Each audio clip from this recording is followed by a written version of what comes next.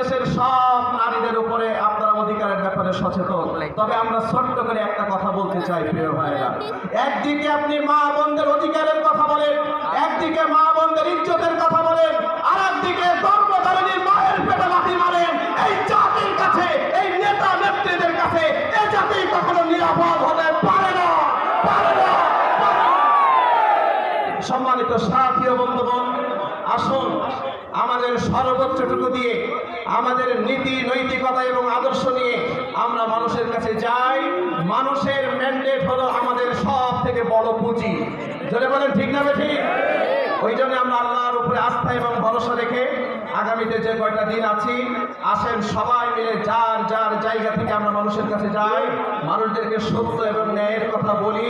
আমরা আশা করি এদেশের জনগণ আর বোকা নয়, তারা ইনশাআল্লাহ বাংলাদেশ জামাত ইসলামের উপরে তাদের আস্থা রাখবে। যারা বলেন ঠিক না ঠিক?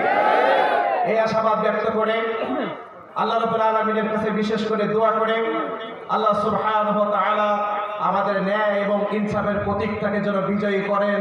ইনশাআল্লাহ আমরা বিজয় নিয়ে বাসায় ফিরবো ইনশাআল্লাহ।